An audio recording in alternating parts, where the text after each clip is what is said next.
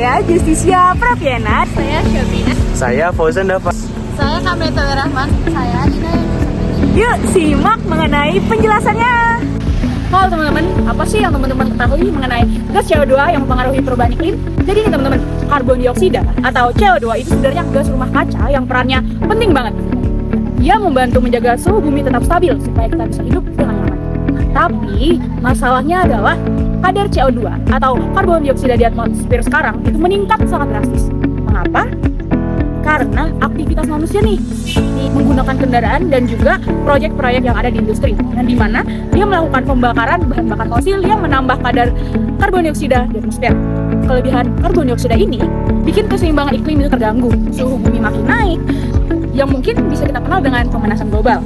Dan ini juga menjadi salah satu indikator utama bagi perubahan iklim yang dampaknya makin terasa untuk kita.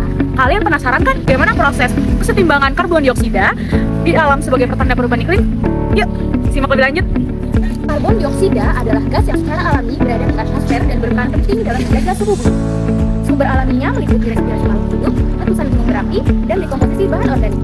Sebelum revolusi industri, konsentrasi CO2 di atmosfer sekitar 280 ppm. Namun, kini telah meningkat menjadi lebih dari 420 ppm akibat aktivitas manusia seperti pembakaran bahan bakar fosil, dan CO2 ini memperparah pemanasan global dan perubahan iklim. CO2 juga merupakan bagian dari siklus karbon, di mana tumbuhan menyerapnya saat proses tetis dan makhluk hidup melepaskannya saat bernapas. Untuk menurunkan konsentrasi CO2, diperlukan upaya seperti penggunaan energi terbarukan, regulasi, dan penurunan emisi industri. Faktor yang mempengaruhi jumlah konsentrasi CO2 di alam dibagi menjadi dua. Yang pertama, faktor alami, meliputi proses respirasi. Proses ini menghasilkan CO2 sebagai produk sampingan dan pembusukan materi organik seperti tumbuhan dan hewan. Setelah itu, aktivitas vulkanik. Erupsi gunung berapi melepaskan CO2 ke atmosfer.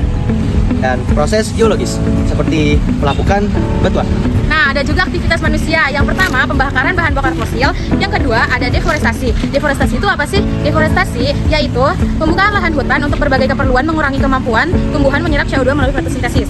Yang ketiga, ada perubahan penggunaan lahan, konversi lahan hutan menjadi lahan pertanian atau pemukiman juga berkontribusi dalam peningkatan CO2. Yang keempat, ada proses industri seperti produksi semen, besi baja, dan lain-lain yang menghasilkan emisi CO2. Dan yang terakhir, praktik pertanian dan peternakan dapat melepaskan CO2 dari tanah. Peningkatan konsentrasi karbon dioksida memiliki dampak terhadap perubahan iklim.